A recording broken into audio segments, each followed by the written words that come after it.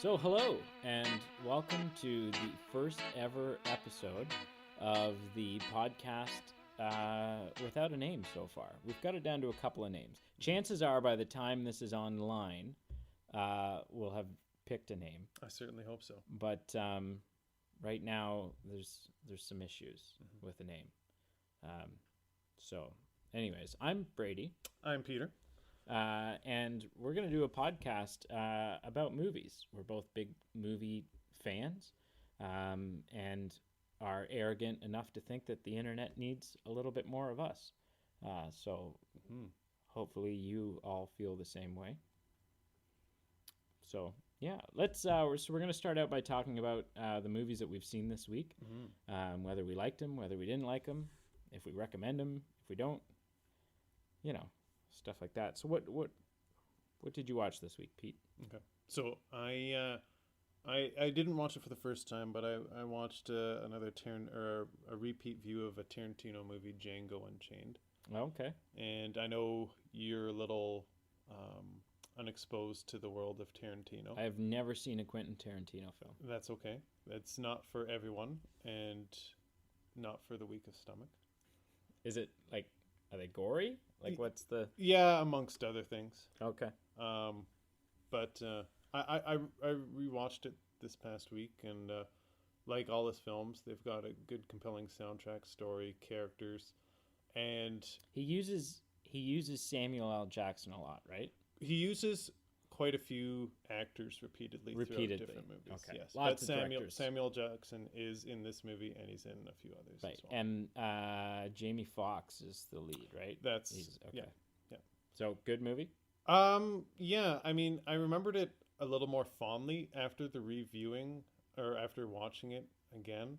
I remember just it left a bit of a tainted taste in my mouth. Just in all of his movies, there's either a certain scene or certain topics that go a little far and just leave you feeling a little queasy.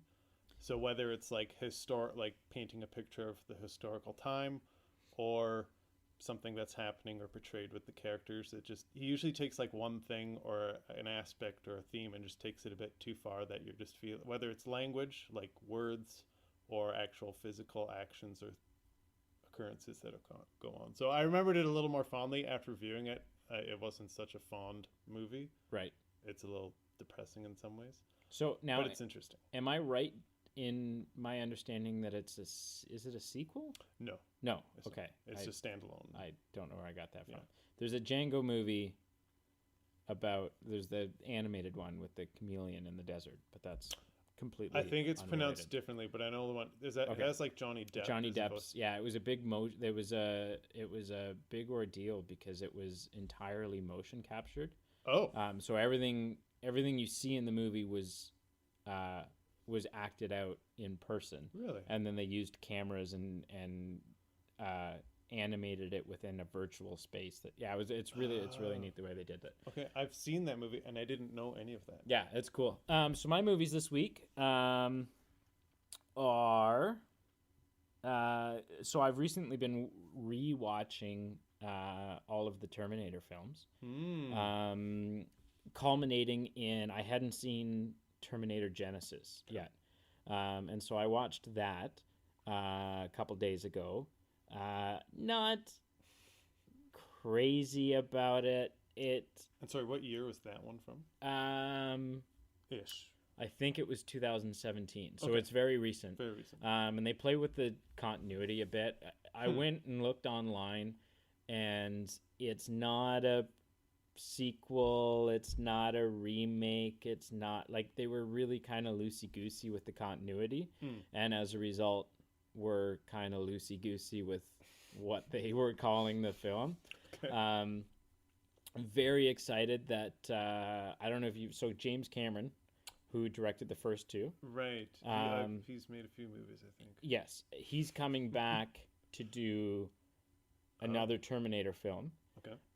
And he has said that he's like the Terminator film that he's making, Terminator Dark Fate, Okay. which comes out in November. It's coming out this year.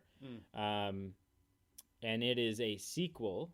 So it's going to have Arnold Schwarzenegger is coming back. Wow. Linda Hamilton, who played Sarah Connor in the first two, is coming back. Okay. And this movie is a sequel to Terminator 2 Judgment Day. So he's basically coming back and saying, all right, I'm making another Terminator movie. The 3 Terminator movies that I wasn't a part of, they don't count. He's classing them up to have existed in an alternate timeline. Okay. And so the Terminator Dark Fate is going to be the proper spiritual sequel to Judgment Day. So anyway, I watched Terminator Genesis, and it kind of got me on a little bit of an Arnold Schwarzenegger kick. Oh, wow. So this morning, I actually watched Junior, which is the Arnold Schwarzenegger. So it's Arnold Schwarzenegger, Danny, you're shaking your head. Yeah. Okay. I don't even think I've even heard of this so, movie. A quick synopsis of it. Okay. Arnold Schwarzenegger, Danny DeVito, Arnold Schwarzenegger, and Emma Thompson, this movie came out in 1994, so a young, very attractive Emma Thompson. Okay. And so Arnold Schwarzenegger plays a scientist. Danny DeVito is like a fertility doctor. And they come up with a new fertility drug called Expectin. Oh, yes. And they can't get FDA approval, so they decide to test the drug. And so they decide to test the drug on Arnold. Yeah. And Arnold becomes the first man to carry a baby to full term. Oh, okay. This is ringing a bell. Deliver his baby. I've not seen this, but yes. Okay. It's. How did it hold up? It's good. It's Arnold's not the world's greatest actor. Oh, really? But he's fun in movies, and it's really fun to watch him in a movie that isn't an action film. Right. He hasn't done many that this one. Jingle All the Way, which is a classic, which is an incredible movie. Correct.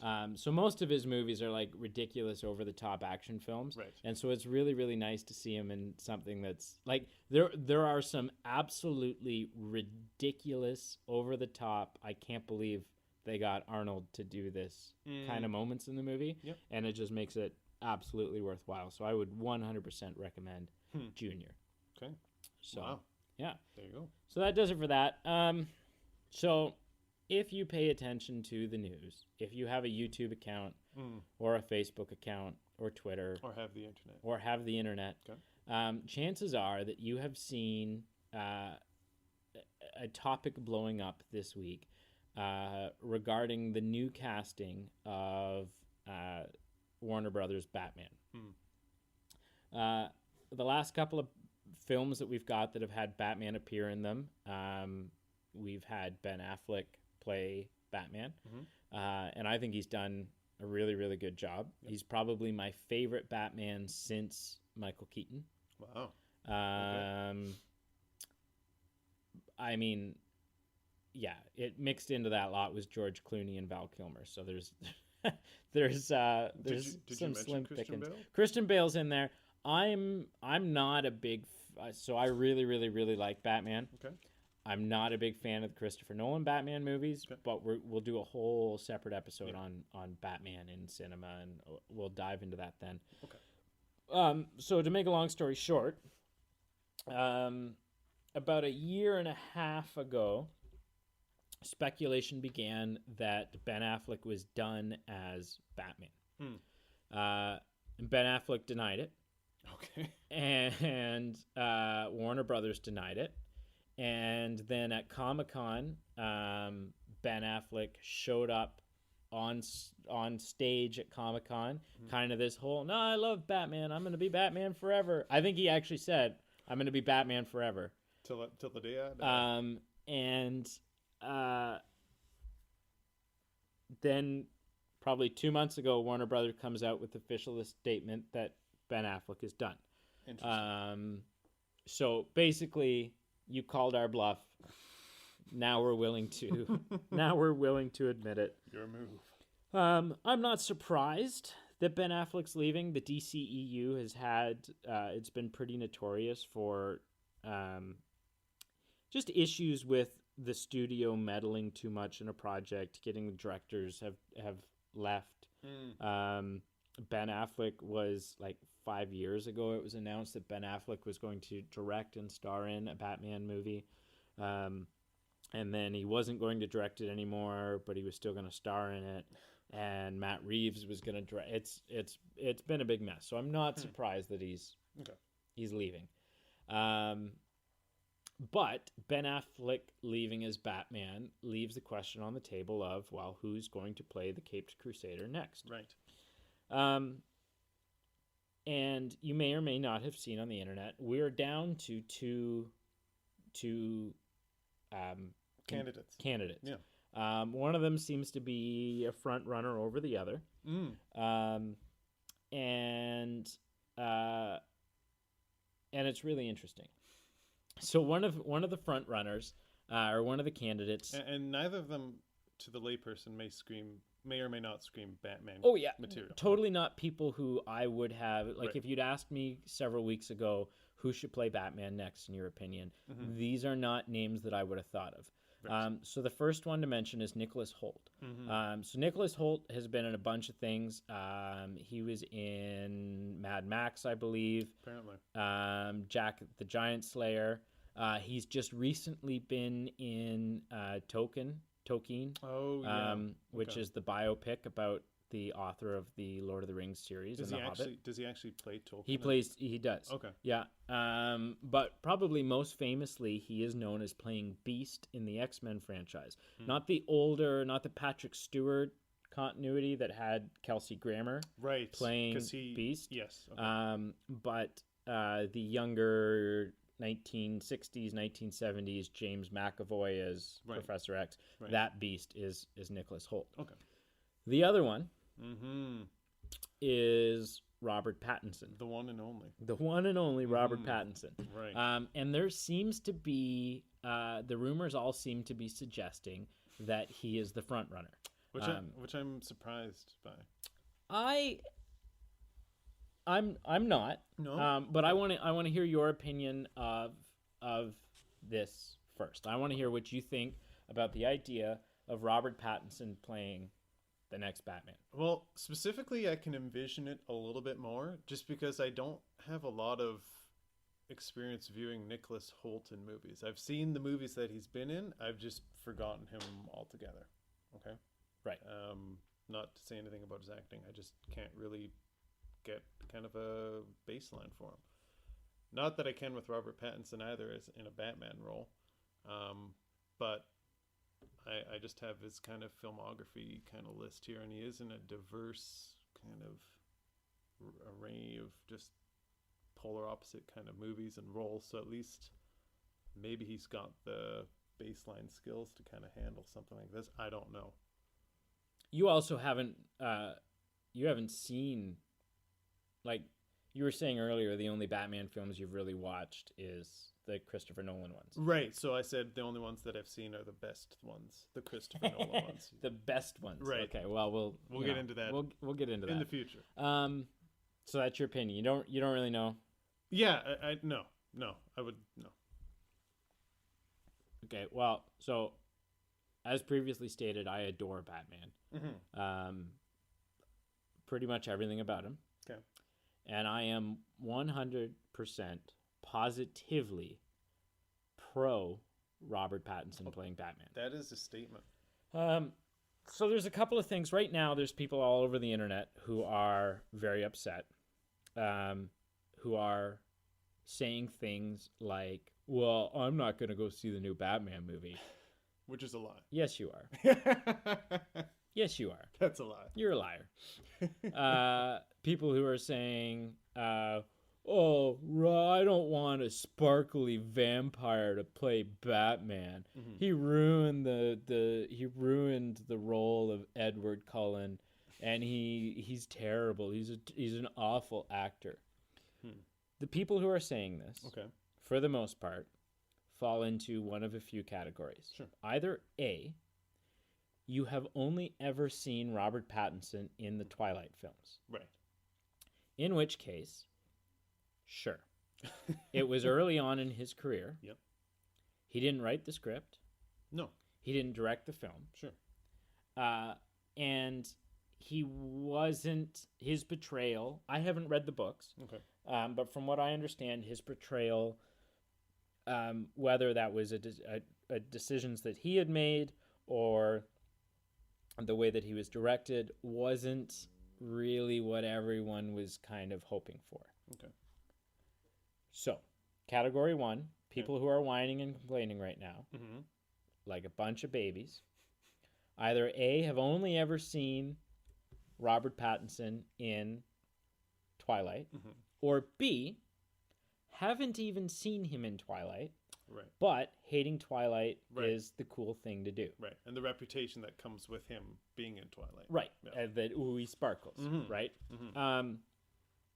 Or possibly there's a category of C where you have seen him in other things. Okay. You don't like him as an actor, which is perfectly okay. Which is respectable. All film is 100% up to interpretation. Just because you like a movie doesn't mean I have to like the movie, and so on. Right. However, if you are a big Batman fan, Mm-hmm. and you are having doubts or are flat out a whiny little brat about this casting, I would recommend a couple of films. Okay. One is a movie called The Rover. Okay. 2 is a movie called Good Time. 3 is a movie called Damsel. All 3 of these movies, Robert Pattinson is an incredible actor. I would argue that Robert Pattinson is becoming one of Hollywood's most talented actors. Wow. Now, when you are making a film, you have, as a director, when casting your actors, your first and foremost responsibility is to make sure that you are casting good actors. Okay. It does not matter if Robert Pattinson has ever read a Batman comic in his life. It does not matter if Robert Pattinson has ever seen another Batman film. It matters if Robert Pattinson is a good actor. Right. Essentially, actors are guns for hire.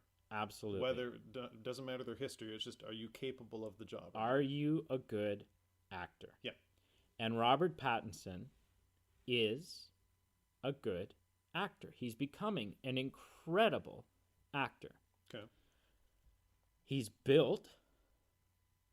If you look up a Google a picture of him now, he's built. Yeah. He's in great shape. Yeah. Okay. He'd kick my butt easily. He'd take you. Most people could take me, but that's it. I think there's nothing to be worried about. Yeah. It's honestly, here's the thing. Robert Pattinson, for several years now, if you're having any doubts about the scope of his ability, Robert Pattinson for several years now has been offered big films. Big films. Studios have been giving him big films, to which Robert Pattinson has been turning down, and he has been saying, I want to do mostly independent, like indie films right now. Yep. And he's kind of been waiting for the right moment to break over into sort of mainstream film, which he's recently done. So we don't have a title, we don't have a synopsis, but we do know that Robert Pattinson is leading Christopher Nolan's next film, which, despite my opinion of the Christopher Nolan Batman films, right. If Christopher Nolan wants you to lead his film, you're doing something right. You gotta, people need to stand up and take notice of that. Right. So, if anyone who's blind to Robert Pattinson's talent right now are simply have either never seen him in anything other than Twilight, right, or haven't even seen him in that. Right. And are just following the trend of hating the sparkly vampires. Right. Gone are the days. He's graduated and grown from the days of portraying Edward Cullen or Cedric Diggory. Like Cedric, yeah. Oh, absolutely, 100%. He's not typecast in that one role. Like, if you think that, you're wrong, and you've just typecast him in your mind. And even honestly, even in uh, even as Cedric Diggory in Harry Potter, he wasn't terrible. No. If I had to put money on the table, I would say in the next 5 years. Okay. Next 5 years, Robert will receive a nomination for an Academy Award. A nomination, or will receive an award? A nomination. A nomination. Okay. I'll go. We'll talk another time about Academy Awards but a nomination is nothing to scoff at. No. A nomination for an Academy Award is huge. Yep. So I'm excited. I think Robert Pattinson's going to do an incredible job. If he and the thing to remember, Warner Brothers has not confirmed this. The Hollywood Reporter came out with it first. The Hollywood Reporter came out with a headline saying Robert Pattinson is the next Batman. Now the Hollywood Reporter is very reputable, and so understandably so, several other people, several other websites, news outlets jumped all over this and ran with it. About half an hour later, Deadline reporter comes out and they say, hang on a second. Robert Pattinson is one of the final contenders, but so is Nicholas Hoult. Again, Warner Brothers has not confirmed any of this. I imagine they will in the next couple of weeks. Okay. If not in the next couple of weeks, by Comic-Con for sure. But I imagine sooner. I imagine it'll be in a week or so that they will come out and make this announcement. And I'm ecstatic. I think it's going to be really, really, really good. This does beg a question, though, because regardless, there's going to be some naysayers. People are going to whine. Fans are going to be upset. There's going to be some backlash. Yeah, haters going to hate. Haters are going to hate. Yep. What does a studio do with that? Right. So what you're asking is, do they just turn away, do nothing? Do they change their artistic process? Like, do they react to fans and critics? If enough people whine, right? Say you're making a movie tomorrow. Yeah. And you release something online today. You tell me that your main actor is going to be Pierce Brosnan. Pierce Brosnan. Okay. That's not who I was. I was about to say Hilary Swank, but Pierce Brosnan is same, basically same thing. Okay. And me, the internet troll that I am, the whiny, entitled brat that I am, as a film fan, as many film fans are, we all are, whether we think we are or not, as film fans, we are entitled. I jump online and I get all angry with you. And I say, oh, Pierce Brosnan is going to ruin this film. You cast Pierce Brosnan in the live-action Barbie movie? That's terrible. He's going to play the worst Ken I've ever seen. And you, sitting in your home in Malibu, you get this overwhelming internet response of angry people. What do you do? As a film studio, as the director of a film, right? What should you do with that information? With let's call it overwhelming angry backlash. Right. We'll say 50% or higher. Right. Of the people on the internet don't like your decision. Okay. So, as the artistic captain of the ship of this artistic endeavor, I feel like there are two ways to go about this. One, you just stick tried and true, and you do not meander from your path. Pierce Brosnan is the embodiment of that character, and he choosing someone else will ruin the integrity of that storytelling. But we do live in a world that is money-driven and money-based, and there are pressures in this given world. And I feel like the studio or the owner or whoever's funding or backing you will put pressure on you. And I think those two Shareholders. worlds, shareholders, stakeholders, whatever you want to call them, Yeah. and those two worlds are always going to be butting heads. And at some point, you have to kind of appease both worlds. And does it come down to, do you want something that's just going to sell and you please the fanboys? Or do you just stick with your artistic process? Right. So I'm leaning more towards not appeasing the fans. I think maybe that's the way to go. I agree. Okay. To hell with the fans. Darn right. Because honestly, let's take a look back specifically in the category of casting people. Okay. Of angry backlash to people being cast. Let's take a look back through history and see what we find. Okay. Should we start further back and work forward, or do you want to start forward and work back? Let's start forward and work. Okay. A good example most recently would be Ben Affleck as Batman. Okay. Now, a lot of people still didn't like it, and that's fine. But 80%, when they announced that, I was excited. Okay.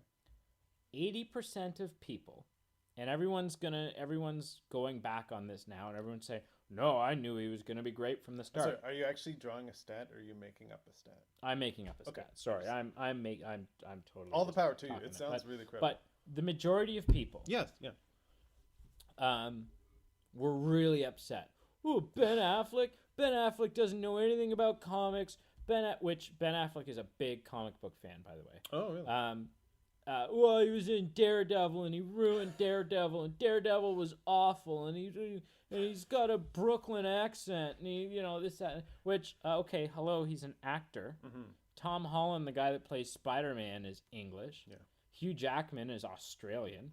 Like, do we really... Hugh Laurie, who played House on TV, is English, and hardly anyone knew it, because he pulled the accent off so well. There's not enough paper to write down the number of actors that have portrayed a character that have done and not their natural dialect or different tone. accents. Yes, oh yeah, 100%. Yeah. So that's crap. Okay. So Ben Affleck, a lot of people were really upset. Yeah. And then we saw Ben Affleck play Batman, and a lot of people changed their mind. And the studio Warner Brothers knew. Warner Brothers knew when they cast Ben Affleck that there was going to be backlash. Right. Ben Affleck knew. He prepared himself for this. Okay. And it all worked out fine. Right. Let's go back a little bit further. Sure. Heath Ledger. Okay. When Heath Ledger was cast, Okay. everybody whined. Really? Okay. Heath Ledger was cast to play the Joker, in yes. Christopher Nolan's Dark Knight. And the best Batman's, correct. Arguably, Yep. one of comic book cinema's greatest portrayals of all time. He won an Academy Award for Posthumously. Best Supporting Actor Right. after he had died. Yep. That's right. And everybody got online and said, the Brokeback Mountain guy, Right. the gay cowboy, he doesn't look anything like the Joker, which I don't even know what that means. What does that even mean? We need a specific actor for this. Do we know anyone who wears clown makeup and clown wigs just on an all-time? Okay. Right. Joe Blow, he's our guy. Yes. Like, what does that even mean? Look like the Joker. So everyone got all upset. Right. And don't pretend like you didn't, because a bunch of people did. And it still turned out to be incredible. Yes. Right? Yeah. Now let's go back a little bit further. Okay. Hugh Jackman. Really? When Hugh Jackman was cast as Wolverine, at that point, Hugh Jackman had mostly done musical theater. Oklahoma. The Oh, What a Beautiful Morning. Is that Oklahoma or Chicago? I think it's Oklahoma. You're thinking Oklahoma. Oh, what a beautiful morning. So was he in a remake of that? Because that's No, on Broadway. Oh, I'm sorry. Yes. Oh yeah, I no, gotcha. stage performance, musical. He wasn't very big. He was tall. He's a tall guy, which Wolverine in the comics isn't. Wolverine in the comics, I think, is like 5'4" or something. Like, he's a short guy, and Is it? Yeah, it's Oklahoma. Uh-huh. Yeah, he was in Oklahoma. I had to get that up. You looked it up. My mother's a Thank you. musical fan. Is she? So if we didn't actually correct that, she might unsubscribe. She would be very upset. Yes. Sorry, everyone was upset. They said he's not bulky. Mm-hmm. He's because you can never gain weight as an actor. Right. He's Australian. He's too tall. He's way too tall, and he's a musical theater guy. Too tall because was illustrated in Lord of the Rings. You can never kind of adjust people's heights just to make people look. And here's the thing: okay, yeah. They didn't in the movies. They didn't make him shorter. They kept him at the height that he is. Yep. But after 20 years of playing Wolverine, 20 years, almost 20 years, like 17 years, 18 years, nearly 2 decades. I'll be damned if I can picture anyone else playing Wolverine than Hugh Jackman. Right. I'll give you one more. We'll go back one further to Batman again. Sure. Michael Keaton. Yep. Michael Keaton played Batman in Tim Burton's 1989 Batman and the sequel Batman Returns. In my opinion, Batman Returns, a lot of people don't like it. It's my favorite Batman movie of all time. Again, we'll discuss that later. Yep, we'll get into that. But everyone up until that movie, up until Batman, he had done mostly comedies. Right? Michael Keaton was a comedic actor. Right. Beetlejuice. Mr. Mom. Right? So people are getting upset. Dude, Mr. Mom's gonna be Batman? He doesn't look anything like Batman. Right. And for years now, people have been saying they should bring Michael Keaton back to do Old Man Batman. Ooh. To play Bruce Wayne in a Batman Beyond-esque with Terry McGinnis as the teenage Batman Beyond character. So anyways, let's just trust that the filmmakers, the people whose job it is to hire these actors to make these films, let's trust that they know what they're doing. And that the correct thing is not a knee-jerk reaction every time that there's some kind of feedback online that's not affirmative. Absolutely, because that's all it is. It's a panicky, knee-jerk reaction. Right. Now, I think there's an exception to the don't listen to fans rule. Okay. In instances like, so the Sonic the Hedgehog trailer came out a couple weeks ago. Yeah, you just showed me that. Yep. Yeah, fans were in an uproar. They don't like the way he looks. The director comes on social media and he says, "Hey guys, I heard you loud and clear. Don't worry, we're going to fix it. We want to make everyone happy." Yeah. Yep. Now, in a situation like this, where he's a 100% CGI'd character. Yes. Yeah. Chances are, like when you're animating a character like that, there are several processes that you go through in order to get your finalized character. Okay. You build like a digital skeleton for your character, then you animate the skeleton, and then you like put the skin wrap over all that stuff. So, depending on what part of the process they're in for the animation, it may not be that much extra work for them to make this change. And then in that case, if it's a small minor change, like we want his eyes to be a little bit bigger, we want him to be a little taller, we want whatever, then maybe it's not a big deal.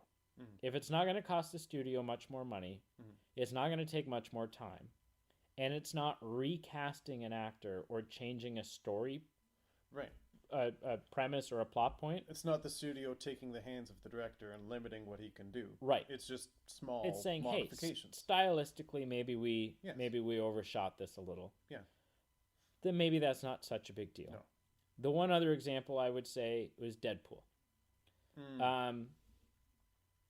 The studio, I don't know the whole story on this. The studios Fox wasn't going to make Deadpool because it was too violent, too graphic, too offensive to do it properly. Right. No one was interested. They had shot some test footage which a version of that test footage actually ended up in the final film. They'd shot some test footage. Then a year or so later, Ryan Reynolds kind of leaked that test footage very covertly and I think somewhat illegally. Wow.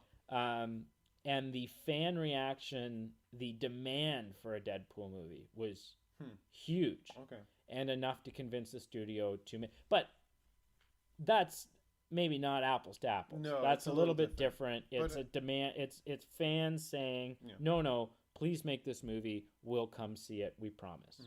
It's a way of feedback influencing the studio's Yeah. hand. Oh, absolutely. Yeah. Or attempting to, anyway. Yeah. So I see they're related. That's an interesting point. Yeah. So, do you have any other thoughts on the matter? No, I think we're hitting it all. I mean, you don't want to take the reins. Your from notes. the director. Your notes say Spider-Man 3. I want to know Well, what that's about. Okay, so this is a shout out to a friend of mine, Jesse Voth. We Jesse Voth. Voth. Yeah. Voth. So when I Hello, Jesse Voth. if he even listens to this, who knows? He won't. I wouldn't. So I grew up with Tobey Maguire as my Spider-Man. Yes. Spider-Man 2 is with Doc Ock Right. is one of the greatest comic book movies of all time. So you can't see us right now, audience, but I'm high-fiving Brady as he says this. There we go. So yeah, Tobey Maguire to me embodied Spider-Man. Spider-Man 1 was great. 2 was amazing. 3 never existed, was a train wreck. It's dead to me. It was just not a very good... You don't like emo dancing Spider-Man? Well, I mean, it has some comedic value, and it makes a nice gif when you're sending it to people of him, like... I think it's GIF. Well, we'll get into that some other time. Yeah, so that's an example of the studio, not based off fan reaction as much, I guess, but the studio kind of forcing its hand on the creative team's work. Which was? How so? So they I guess it was kind of in a way to kind of attract young fans. They forced the director to add additional villains or monsters, in this case Venom, to the third It's kind Spider-Man. of you've got Hobgoblin as Yes. as Harry Osborn plays Hobgoblin sort of in the beginning. Yeah. And Sandman. And Sandman's there. And Venom. And Venom shows up. So it turns into like a crowded train of just Right. too much going on. And so my point is, like, it would have been okay if just one of those were there, maybe one and Sandman. But when you added the third element to it, there was just so much going on. And that was directly from the studio saying, we want this because we want a certain demographic drawn to this movie. Sure. And it just forced the director's hand. And as a result, the third movie was Trainwreck. And as a result, he didn't continue on in his directing. Well, and Sam Raimi. Sam Raimi, And because there was, like, I think Toby was contracted to do at least one more. Okay. Yeah, he was contracted to, like, there were plans. They were going to keep going. Continue. Right. And then the, like, financial train wreck that 3 was. Yeah. You know, yeah. Keep going. I want to look up the box office. Less of a cinema example, but I feel at the time like Lost, when it was just in its heyday, I think there was some kind of give and take with writers and the creative teams kind of viewing what fans were saying online, Right. and taking that and having that influence where they went with the story, which I mean is kind of cool in a way, but it can also be very dangerous just because you're just kind of a 3-ring circus and you're not necessarily putting out the best story or the best narrative. It's just we're giving fans what they want or what they don't want. We're just kind of playing and tantalizing with Right. them and kind of going for ratings. So I stand corrected. With Spider-Man 3 actually had the largest box office out of the 3 Sam Raimi. Really? But, I mean, part of that, you have to factor in Spider-Man 2 was so good. Right, so And you so got Spider-Man a 3 trickle effect from Right. 2. It gets that running start. It Yep. succeeds because people love 2 Yep. and people want to go. And, like, I don't know about you, but when I go to see, like, if there's a movie that I'm anticipating to go see, and then I have a couple friends tell me, oh, it sucked. Don't go see it. It's a waste of... typically still go to see it. Right. If it's a movie I was looking forward to seeing, I don't take anyone else's word on movies except for my own. And so that wouldn't, in as far as me buying a ticket and giving them my box office juices, that wouldn't affect anything. Right. So, but in conclusion, just let them make the movie. Right. Like, really. Under certain circumstances, some feedback is useful and appropriate, but not to the point that they just totally scrap everything and do what the fans want. But knock off this, like... I'm not going to see this movie. Stop that. Stop this petition crap. Let's petition to have so-and-so recast. Let's petition to rewrite the last season of Game of Thrones. Bro, do you know how many internet petitions there are circling Too many. For things? Like, that's not how the world works. By the way, when we're done this podcast, I've got a petition for you to sign. Okay. All right. About what? Just some movies that I don't really like how they've cast. Oh. But we should talk about it later. Like what? Oh, I sound like a hypocrite now. Like what? No, talk about it now. Say it. No, I'm calling your bluff. Well, I can't, for legal reasons, I can't talk about it right now. Oh, okay. All right. Yeah. Well, in the interest of, we're at 41 minutes. Wow. So at the interest of running on all day, making this listenable, not watchable. There's no watchable. Yeah. That's only for the premium members. In the premium, yes, which we'll talk about someday in 3 years from now. So thanks for listening. Yeah, this has been a great maiden voyage, Grandma. And and honestly, if my own mother has listened this far, I will be a little surprised. But shout out to Voth. Jesse Voth. Yep. Shout out to Ben Sumner. Yes. Ben, your title suggestion is one of our front runners. Yes. He is your suggestion is the Robert Pattinson in our casting equation. And so actually, are we hypocrites? Because we went for audience interaction to find our own name. Well, I think it's a little bit different. I don't think so. No, because it's not like we had one and then everyone said, "No, that's stupid. Make it this one instead." Okay, all right. But there's some parallels. So shout out to them. Shout out to who else? Shout out to Diana Bond, because she was kind of excited for us to make a podcast. I don't know if I'd say excited. I would. I wasn't a part of the conversation, but in my mind, she was excited. She mentioned it. Oh. In like please don't do that podcast kind of way? Well, I won't speak for her. All right. Yeah. Well, Diana, if you have listened to this, please reach out to us and let us know how bad this was. Anyways, we're going to do this a lot. Like a lot, hopefully. Pete's shooting me a dirty look. On a frequent basis. As needed. Yes. Yeah. So, until next time. Over and out.